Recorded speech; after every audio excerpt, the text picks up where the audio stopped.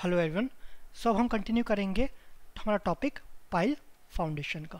ठीक है, तो हमने लास्ट क्लास में पढ़ रहे थे कि लोड कैरिंग कैपेसिटी के कौन कौन से मेथड्स थे। उसमें हम पहला जो मेथड था वो हम डिस्कस कर चुके थे। सो लोड कैरिंग कैपेसिटी के 4 मेथड्स थे आपके। पहला था आपका static method. First static method, इसमें आप क्ले के लिए अलग था, आपका सैंड के लिए अलग था। दूसरा है आपका डायनेमिक, एक हो गया स्टैटिक, एक हो गया डायनेमिक मेथड। तीसरा है आपका डायनेमिक मेथड या डायनेमिक फॉर्मूला। तीसरा है आपका प्लेट या पाइल लोड टेस्ट। और चौथा है आपका एसपीटी टेस्ट। सो आपके जो मोस्ट इंपॉर्टेंट है वो आपका स्टैटिक है। उसके बाद डायनेमिक्स में कभी पूछा गया है 1-2 बार। पाइल लोड आज तक कभी पूछा नहीं गया है, और एसपीटी हम नेक्स्ट चैप्टर में पढ़ेंगे। ठीक है, तो स्टैटिक हम कवर कर चुके थे, अब हम डायनेमिक में शुरू करते हैं। ठीक है, सो डायनेमिक फॉर्मूला ये किसके लिए यूज़ किया जाता है? ये आपका best for cohesion less soil. ठीक है, सपोज हम देखते हैं ये आपका ग्राउंड सरफेस है, यहाँ पर आपका पाइल है, ये आपका पाइल है। सो इसमें क्या करते हैं, कुछ वेट का, सपोज W वेट का H हाइट से आप ये ड्रॉप करते हैं इस पे पाइल पे ड्रॉप करेंगे। ये क्या होगा, ये कुछ सेटल होगा, कुछ अमाउंट ये आपका सेटल होगा। सपोज ये S अमाउंट ऑफ सेटलमेंट हुआ।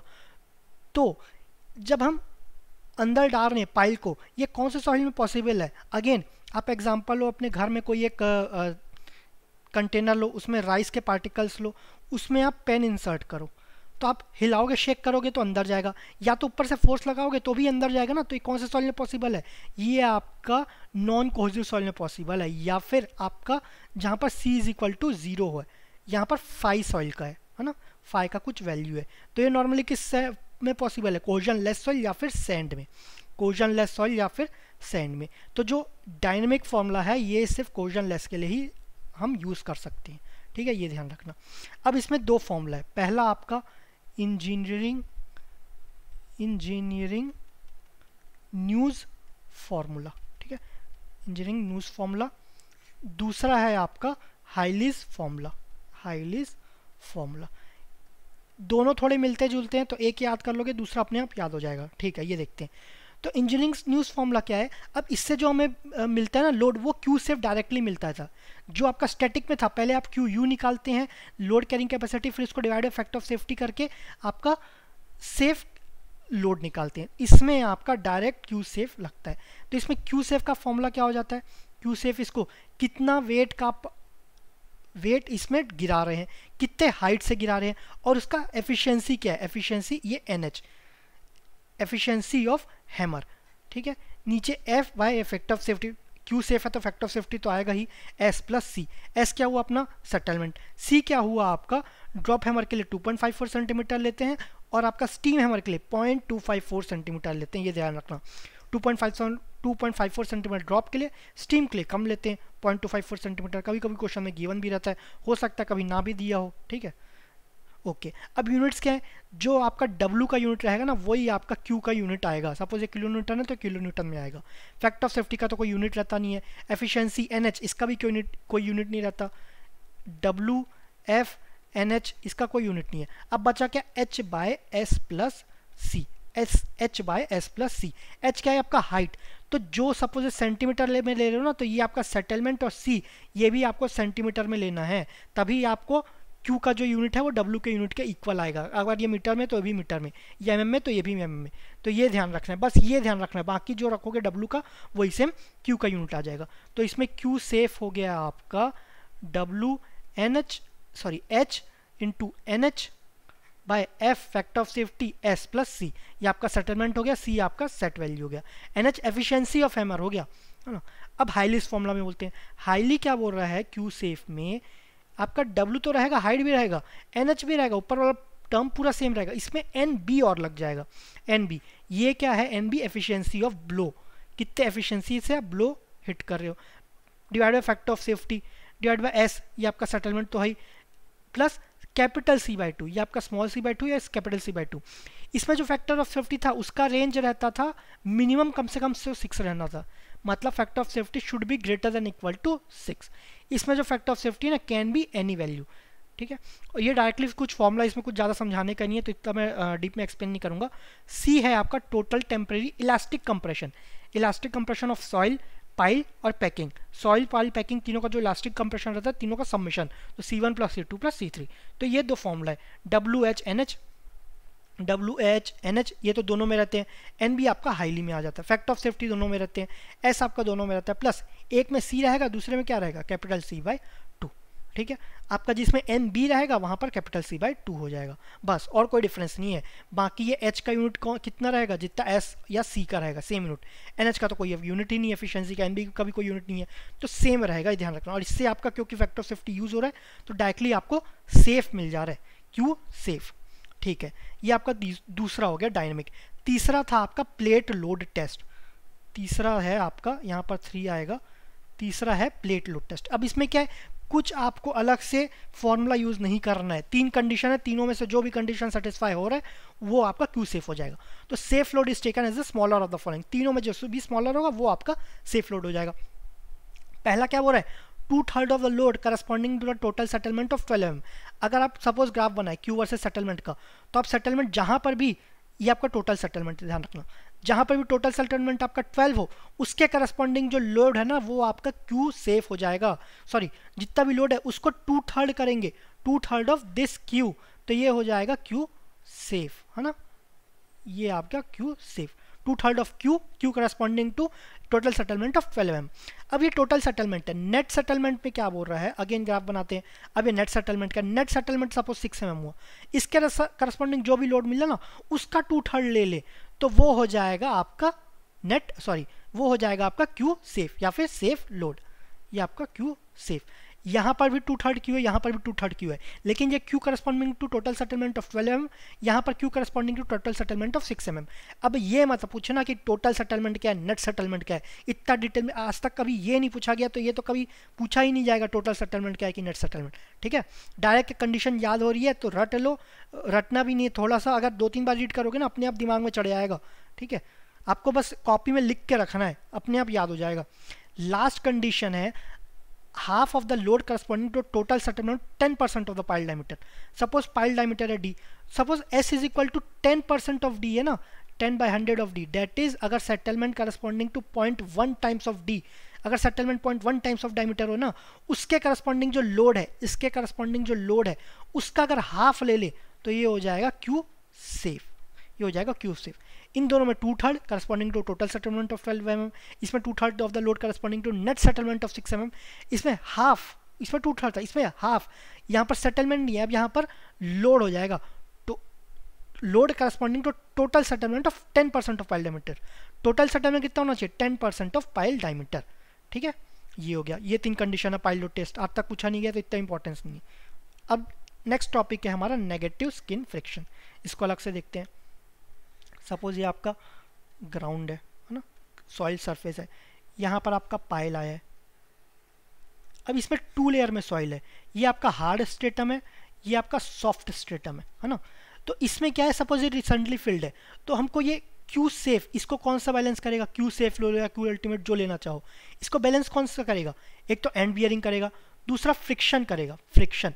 लेकिन सॉफ्ट लेयर में क्या हो रहा है, सपोज ये रिसेंटली फिल्ड है तो ये नीचे कॉम्पैक्ट होगा ना, कॉम्पैक्ट होगा, कंसोलिडेशन होगा, ये नीचे आएगा, ये नीचे आया, लेकिन आपका पाइल भी नीचे आएगा, पाइल में भी कुछ सेटलमेंट हो रहा है, लेकिन अगर पाइल में जितना सेटलमेंट हो रहा है उससे ज़्यादा सॉइल में सेटलमेंट हो रहा है ना, तो ये नीचे प्रेशर लगाएगा, नीचे प्रेशर लगाया ये, तो ये क्या करेगा, इसका लोड कैरिंग कैपेसिटी डिक्रीज कर देगा, ये जितना आपको जितना रेजिस्ट कर रहा है उसको ही रिड्यूस कर देगा, तो लोड कैरिंग कैपेसिटी रिड्यूस हो जाता है इससे, ये ध्यान रखना। वेरी लूज सॉइल, ये किस में होता है, very loose soil, very loose soil, ठीक है, ओके। अब नेगेटिव फ्रिक्शन निकालते कैसे, अगर पूछा गया इस केस में नेगेटिव फ्रिक्शन क्या है तो कैसे निकालेंगे, Q N F, negative friction. Friction बोल रहा है, एंड बियरिंग तो है ही नहीं, फ्रिक्शन के कारण है। फ्रिक्शन का फॉर्मूला क्या होता है, फ्रिक्शन के केस में इसका curved surface area that is pi, suppose ये लेंथ है आपका, ये लेंथ तो फिक्स रहेगा ना, ये लेंथ कितना है आपका एल सी, ठीक है, क्रिटिकल लेंथ बोल लो या जो लेंथ बोलना है, तो इसका curve surface area pi D L C हो गया। लेकिन अब इसमें दो केस आ गया, पहला आपका क्ले है तो क्ले निकालते हैं। क्ले के स्किन फ्रिक्शन का फॉर्मूला क्या रहता था, अल्फा इंटू सी। तो इस केस में भी आपका नेगेटिव स्किन फ्रिक्शन रहेगा ना, pi D L C alpha into C, where C इस सॉइल का कोहेजन, आपका इस सॉइल का, लूज सॉइल का। फिर सेकंड केस आपका सैंड में भी हो सकता है, ठीक है। तो उस केस में क्या रहेगा, ऑब्वियसली आपका कर्व सरफेस एरिया सेम रहेगा पाई डी एल सी, लेकिन स्किन फ्रिक्शन क्या हो जाता है सैंड में, आपका के सिग्मा डैश ए 10 डेल। तो ये आपका जो स्किन का फॉर्मूला था ना, स्किन फ्रिक्शन का फॉर्मूला, उसी को नेगेटिव फ्रिक्शन में यूज़ करते हैं, बस यहाँ पर एल सी आ जाता है, ये ध्यान रखना। ये कहाँ होता है, वेरी लूज सॉइल में। अच्छा ठीक है, ये आपका स्किन फ्रिक्शन हुआ। इसी को बोला है soil settles more than the pile, so downward drag occurs on the pile. Downward drag हो रहा है तो क्या कर रहा है, रिड्यूस कर रहा है आपका कैरिंग कैपेसिटी को, लोड कैरिंग कैपेसिटी को रिड्यूस कर दे। अब negative skin friction occurs in case of, ये कौन से केस में अकर होता है, कौन से केस में होता है, अगर रिसेंटली फिल्ड अप सॉइल है, रिसेंटली फिल किए तो कॉम्पैक्ट होगा, कंसोलिडेट हो सकता है, तो नीचे कॉम्पैक्ट होगा, ठीक है। वेरी लूसेंट लूज है तो नीचे जा सकता है। सॉफ्ट क्ले में भी नीचे हो सकता है ना, सेटल हो सकता है due to lowering of water table. Water table lower हो गया, सपोज आपका ये ग्राउंड टेबल है ना, आपका इनिशियल वाटर टेबल यहाँ पर है, सेकेंड में आपका यहाँ पर आ गया। अगर इनिशियल यहाँ पर है तो ये क्या यूज़ करें, गामा डैश यूज़ करें, लेकिन जैसे ही नीचे गया तो आपका ये पानी वाटर लेवल नीचे गया, लेकिन पोर्स में अभी भी वाटर रहेगा ना, पूरा ड्राई थोड़ी ना हो जाएगा, तो ये अभी भी गामा सेट हो जाएगा। तो अभी यूज़ क्या करेंगे, गामा सेट तो है लेकिन वाटर टेबल इधर है तो ऊपर वाटर प्रेशर माइनस नहीं करेंगे, तो आपको अफेक्टिव बोलो या जो भी बोलो, आपका गामा सेट ही यूज़ करेंगे, क्योंकि यहाँ पर पोर वाटर प्रेशर 0 रहेगा, ये ध्यान रखना। तो गामा सेट हो गया, गामा सेट मतलब आपका बल्क डेंसिटी क्या हो गया, बढ़ गया, मतलब सॉइल नीचे ज़्यादा वेट लगा रहा है तो ये सेटल ज़्यादा होगा। तो इसीलिए आपका वाटर टेबल सडनली नीचे जाता है ना, सडन ड्रॉ डाउन, तो वो आपका क्रिटिकल केस रहता है, ये ध्यान रखना। पहले से पढ़ रहे हैं क्रिटिकल केस है ना, लोअरिंग ऑफ वाटर टेबल, तो ज़्यादा सेटल हो सकता है लोअरिंग ऑफ वाटर टेबल के कारण, तो वही यहाँ पर बोला गया। फिर लास्ट है आपका due to pile driven operation nearby. Pile driven operation nearby मतलब क्या हुआ, सपोज यहाँ पर पॉइल है, यहाँ पर कहीं पर भी पाइल है, अब इसको हम सेटल करा लें, तो ये धीरे धीरे क्या होगा, सॉइल भी कॉम्पैक्ट होता जाएगा। सॉइल कॉम्पैक्ट हो रहा है तो यहाँ पर क्या होगा, नेगेटिव फ्रिक्शन लगेगा, है ना। तो अगर बाजू में कहीं पाइल है, वहाँ पर आपका पाइल ड्रिविंग ऑपरेशन हो रहा है, चाहे कैसे भी हो, उसके कारण भी नेगेटिव फ्रिक्शन आ सकता है, ठीक है। ये हुआ, ये इसका फॉर्मूला क्ले में आपका negative friction pi D L C alpha सी, इसमें आपका पाई डी एल सी के सिग्मा डैश है 10 अल्फा। ये एवरेज इफेक्टिव प्रेशर, ये एवरेज इफेक्टिव स्ट्रेस, ये आपका 10 एल डेल, ठीक है। नेक्स्ट टॉपिक है आपका अंडर रिम्ड पाइल। आज तक पूछा नहीं गया है तो इतना इंपॉर्टेंस नहीं देंगे इसको। सपोज आपका ये सिर्फ आपका सॉफ्ट क्ले या क्ले में होता है, क्यों, क्योंकि वहाँ पर बियरिंग कैपेसिटी क्या रहती है, यहाँ पर कम रहता है ना, ठीक है।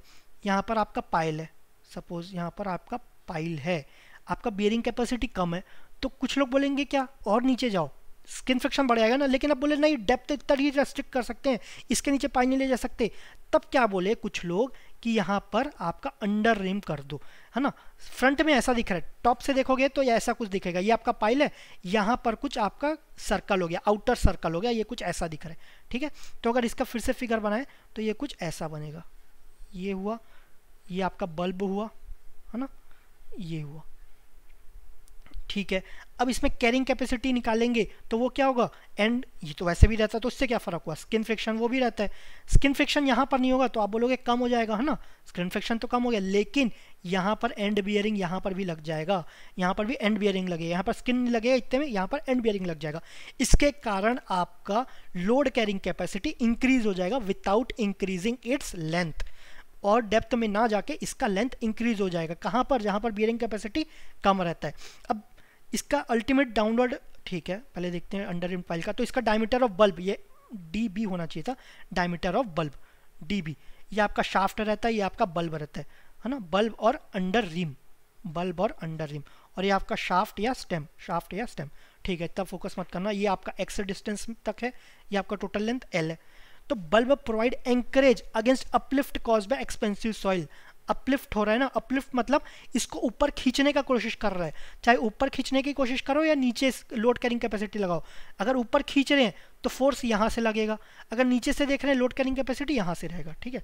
अगर फिर से देखें, स्किन तो रहेगा, उसको बताने की जरूरत नहीं है, ये एंड बियरिंग भी रहेगा। एंड बियरिंग कब आएगा, जो ऊपर से लोड लगेगा, तो यहाँ से भी आपका रेजिस्ट करेगा, लेकिन अगर ऊपर खींच रहे हैं, अगर अपलिफ्ट कर रहे हैं, इसको खींचने की कोशिश कर रहे हैं, सपोज यहाँ पर ऊपर खींचने की कोशिश कर रहे हैं, तो प्रेशर आपका यहाँ से भी लगेगा, इसको रेजिस्ट करेगा, है ना। सॉइल यहाँ पर प्रेशर लगाना शुरू कर देगा, अपोजिट लगाएगा ना सॉइल, तो रेजिस्ट करना चालू कर देगा, ठीक है। वही बोल रहा है कि bulb provides anchorage against uplift cause by expensive soil. Expensive soil अगर अपलिफ्ट कॉज कर रहा है तो उसके अगेंस्ट भी ये रेजिस्टेंस प्रोवाइड करेगा।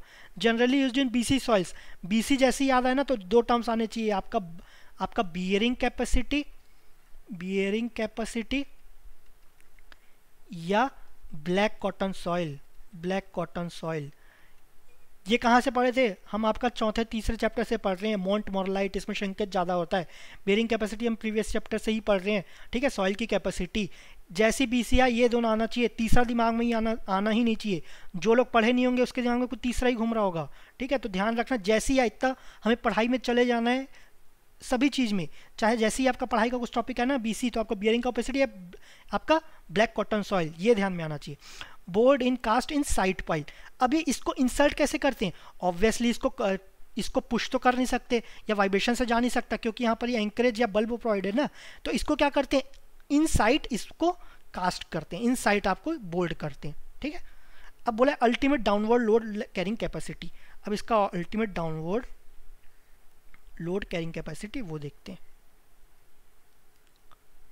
ये कुछ हुआ है ना, ultimate downward load carrying capacity. Suppose यहाँ पर लोड कितना कैरी कर सकता है, तो आपका क्या आएगा?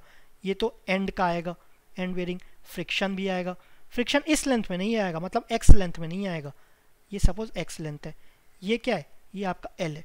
अगेन यहाँ पर भी फ्रिक्शन आएगा, ठीक है। तो फॉर्मूला लिखेंगे आपका क्यू डी, आपका ultimate downward load carrying capacity. तो ये हो जाएगा आपका π/4 d स्क्वायर C1 NC। ये आपका क्या? एंड बियरिंग का π/4 d square C1 NC। C1 NC, C कहाँ का? यहाँ का क्वेश्चन। फिर आपका uplift, sorry skin friction, skin का क्या आ जाएगा? यहाँ पर कर्व्ड सरफेस एरिया कितना होगा? πd, आपका पूरे एल में नहीं लगेगा, इतने सॉरी आपके एल के मेजोरिटी ऑफ द पोर्शन में तो लगेगा, एक्स में नहीं लगेगा। तो इसको क्या लिखेंगे? एल माइनस एक्स, एक्स को छोड़ के पूरे एल में। अब इसमें क्या होता है? क्ले में अल्फा सी, तो इसको सी ए ले लेते हैं। ये आपका C1 है, यहाँ पर सी ए हो गया। लेकिन यहाँ पर भी एंड बियरिंग लगेगा ना, यहाँ पर भी एंड बियरिंग लगेगा।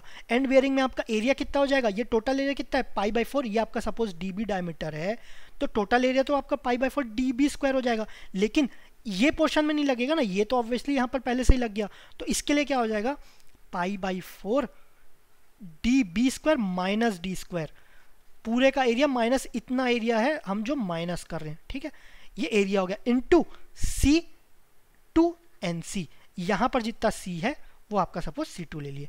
ये आपका C1 हो गया, ये C2 हो गया, यहाँ पर CA अलोंग द शाफ्ट। तो ये आपका लोड कैरिंग कैपेसिटी बोल सकते हैं, ultimate download load carrying capacity, कितना लोड यहाँ पर लगा सकते हैं। तो इस अमाउंट, ये अमाउंट आपका बढ़ जाएगा, ठीक है। ओके, अब एक आता है अपलिफ्ट। अपलिफ्ट क्या होता है? सपोज ये आपका अंडर रिम पाइल है ना, इसको ऊपर से खींचने की कोशिश करें। अब कौन सा फोर्स इसको रेजिस्ट करेगा? स्किन तो करेगा ही, लेकिन अब ये इस डायरेक्शन में करेगा, उल्टे डायरेक्शन में करेगा। ये ध्यान रखना, पहले नीचे लोड लग रहा था तो उसके अपोजिट, अब ये ऊपर लोड लग रहा है तो उसके अपोजिट रेजिस्ट कर रहा है। दूसरा एंड बियरिंग अब रेजिस्ट नहीं करेगा, ये ध्यान रखना। ऊपर खींच रहे तो एंड बियरिंग रेजिस्ट नहीं करेगा, क्योंकि मूवमेंट कहाँ है? इस डायरेक्शन में। तो इससे कोई लेना देना नहीं, इससे तो ऊपर डिस्प्लेस हो जाएगा, इससे कॉन्टैक्ट में ही नहीं रहेगा। लेकिन एंड बियरिंग यहाँ पर लग जाएगा, एंड बियरिंग यहाँ पर लगेगा। तो इसका फॉर्मूला देखते हैं, Q U P uplift pressure. तो ये हो जाएगा, पहले हम π/4 एंड बियरिंग का लेते हैं यहाँ पर, तो डी बी स्क्वायर, सॉरी यहाँ पर D B square minus D square C2 NC। ये आपका C2 था ना, तो ये आपका C2 हो गया, प्लस स्किन फ्रिक्शन तो आपका πd, लेकिन पूरे एल में हो रहा है क्या? नहीं, एक्स अमाउंट पे नहीं हो रहा है। तो π/d/L माइनस एक्स, ये हो गया, इनटू अल्फा CA। ये आपका CA था अलोंग द पाइल शाफ्ट। ऊपर खींच रहे, ये दोनों तो रेजिस्ट करेगा, लेकिन आपको इसका पाइल का वेट को भी तो उठाना पड़ेगा ना। तो आपका क्या हो गया? Plus self weight. तो ये आपका हो गया अपलिफ्ट प्रेशर, ठीक है। वो यहाँ पर बताया गया। तो ultimate download load carrying capacity क्या हो जाएगा, डाउनलोड तो आपका लोड ऊपर से लगेगा तो आपका रजिस्ट क्या करेगा, एक तो एंड बियरिंग यहाँ से करेगा, एक तो एंड बियरिंग यहाँ पर करेगा। स्किन फ्रिक्शन तो करेगा ही सिवाय एक्स के, क्योंकि एक्स में क्या कर रहा है, एंड बियरिंग कर रहा है। तो आपका तो एंड बियरिंग पहले पाई by 4 D square C1NC plus and bearing यहाँ पर भी तो होगा ना, लेकिन यहाँ पर एरिया कितना है, पाई बाई 4, पूरा डायमीटर का नहीं है, इतना अमाउंट आपका हट जाएगा। तो pi by 4 D square minus D square C2NC, ठीक है। यहाँ पर C1NC था, यहाँ पर C2 लगेगा तो C2NC, ठीक है, जो भी C का वैल्यू होगा। Skin friction pi D L minus x, आपका कर्व सरफेस एरिया एक्स को छोड़ के अल्फा C है। तो ये डाउनवर्ड आपका लोड कैरिंग कैपेसिटी हो गया। अब ऊपर खींचेंगे, यहाँ पर ऊपर खींच रहे हैं तो स्किन फ्रिक्शन कहाँ, यहाँ पर लगेगा, यहाँ ऊपर खींच रहे हैं, है ना। तो आपका स्किन फ्रिक्शन इसके अपोजिट लगा, इसके अपोजिट, लेकिन यहाँ पर एंड बियरिंग भी तो लगेगा ना, ठीक है। आपका पहले एंड बियरिंग देखते हैं, तो pi by 4 D square minus D square, इतना एरिया माइनस कर देते हैं, इतना मैंने माइनस करें, pi by 4 D square minus D square C2NC, यहाँ पर C2 था। Skin friction pi D L minus X, X को छोड़ के pi D L minus X alpha C है, लेकिन ऊपर खींचेंगे तो सेल्फ वेट भी तो होगा, सेल्फ वेट ऑफ पाइल, तो ये अपलिफ्ट हो गया। ये अंडर रिम्ड पूछा नहीं गया है, ध्यान रखना, तो भी मैंने बता गया इन केस, क्योंकि अभी ट्रेंड ऐसा हो रहा है जो जहाँ से भी क्वेश्चन नहीं पूछा गया ना, एक एक क्वेश्चन पूछा जा रहा है, तो इसलिए मैंने पढ़ा दिया। एक टॉपिक है आपका डबल रिम्ड, क्योंकि अभी तक आपका अंडर रिम्ड ही नहीं पूछा गया है, तो मैं डबल रिम्ड को नहीं पढ़ा रहा हूँ, ये भी कभी पूछा ही नहीं गया है। जब तक अंडर रिम्ड ही नहीं पूछा तो डबल रिम्ड पढ़ा के मैं क्यों आपको कंफ्यूज करूँ। वैसे सिंपल ही है, अगर आप पढ़ना चाहो तो पढ़ सकते हो, लेकिन मैंने इसको कवर नहीं कर रहा हूँ, ठीक है। नेक्स्ट, अभी इतना इंपॉर्टेंट नहीं है आपका राफ्ट फाउंडेशन, इसको मैट फाउंडेशन भी बोलते हैं। कहाँ पर यूज़ करते हैं, शैलो फाउंडेशन में यूज़ करते हैं। ये आपका सिर्फ कॉलम्स में, सॉरी ये आपके कॉलम, ये आपका राफ्ट हुआ, यहाँ पर आपका कॉलम्स हो गया। टू अवॉइड डिफरेंशियल सेटलमेंट नहीं होना चाहिए, मतलब आपका क्या होना चाहिए, यूनिफॉर्म सेटलमेंट होना चाहिए, ये ध्यान रखना। Used in poor soil if load are heavy, अगर लोड हैवी है और पुअर सॉइल है तो उसमें यहाँ पर राफ्ट फाउंडेशन यूज़ करते हैं टू प्रोवाइड यूनिफॉर्म सेटलमेंट, ठीक है। वेल फाउंडेशन कहाँ यूज़ किया जाता है, wells used for bridges across rivers, bridges में यूज़ किया जाता है। उसमें अलाउएबल टिल्ट क्या रहता है 1/60, अलाउएबल शिफ्ट क्या रहता है 1%, ठीक है, ये हुआ। अच्छा, एक चीज़ और ध्यान रखना, सॉरी, जो यहाँ पर अंडर रिम था ये आपका सिर्फ ब्लैक कॉटन सॉइल क्या होता है आपका, क्ले, तो सिर्फ क्ले का यूज़ होता है ना। तो यहाँ पर फ्रिक्शन के लिए हम सिर्फ क्ले का फॉर्मूला यूज़ कर रहे हैं, सैंड में ये नहीं प्रोवाइड किया जाता, ठीक है। तो यहाँ पर आपका ये टॉपिक कवर होता है, बाकी इसके क्वेश्चन हम नेक्स्ट क्लास में डिस्कस करेंगे। Thank you very much.